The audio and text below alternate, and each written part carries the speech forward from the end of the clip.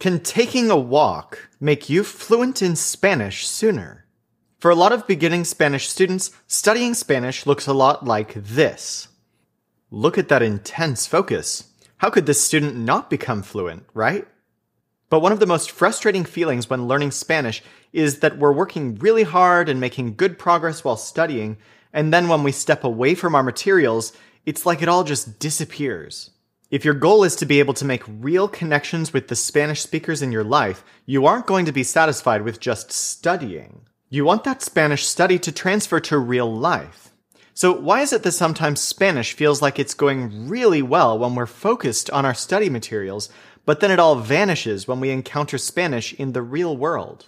There are two main reasons that this happens. First of all, if you're studying Spanish intensely and productively, but only in one small set of contexts, that's no guarantee that you'll be able to use it outside of those contexts.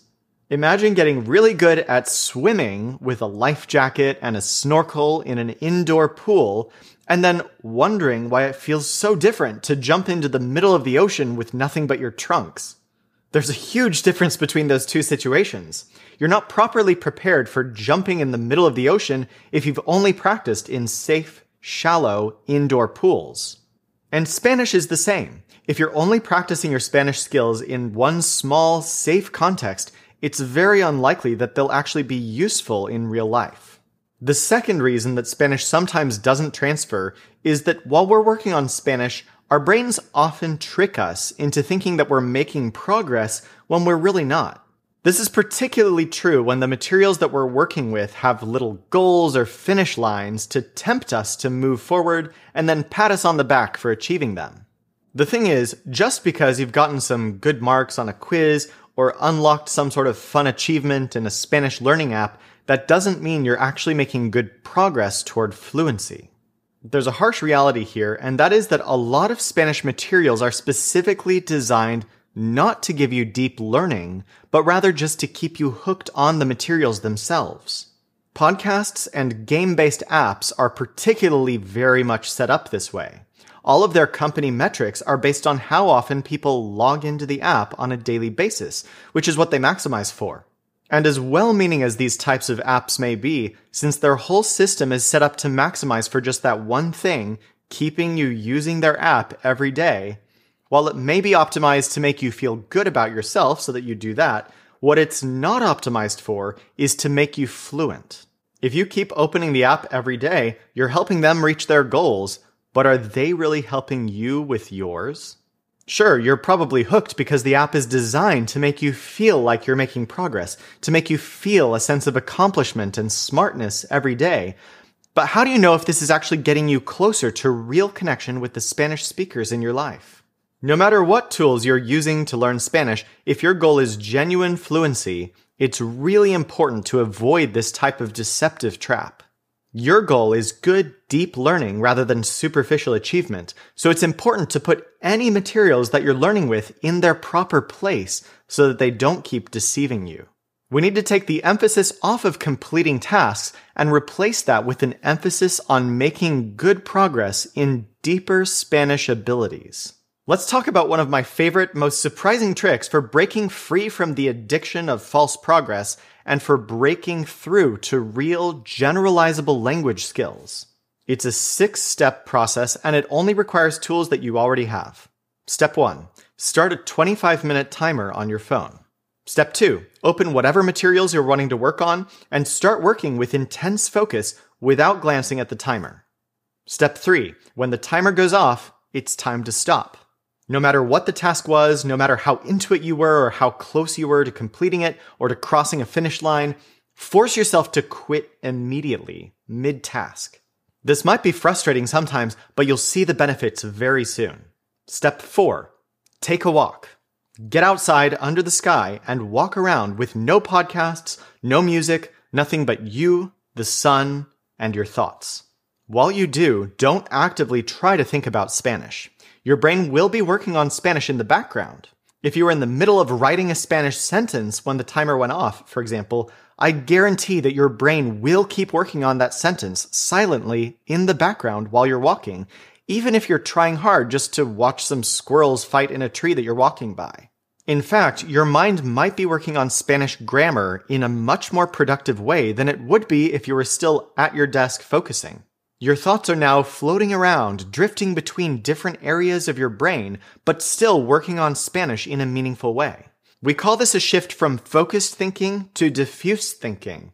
And even though it's counterintuitive, it's one of the best possible ways to make sure that your learning starts to permeate the parts of your brain that Spanish usually doesn't reach when you're simply sitting at home focused. Step 5.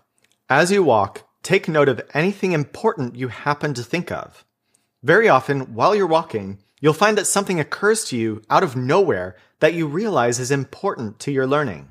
Maybe when you were interrupted by the timer, you were working on writing sentences that use empezar and comenzar. But on your walk, even while trying not to think of Spanish, suddenly it occurs to you that you heard an unusual use of the verb comenzar in a podcast you were listening to last week. When anything interesting like this occurs to you, take note of it on your phone or on a scrap of paper. I'm personally very partial to carrying around index cards on my walks. Step 6. As soon as you get back from your walk, go back to studying Spanish, but instead of returning to the task that you just interrupted, look at your notes to try to determine what you should work on next. Use the insights that you gained on your walk to control the next phase of your study. When you do, try to incorporate some speaking, listening, reading, and writing into whatever you work on next.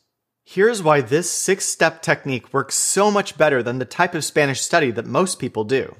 It actually has to do with the fact that you first focused intensely in steps 1 and 2, but then suddenly interrupted yourself mid-task.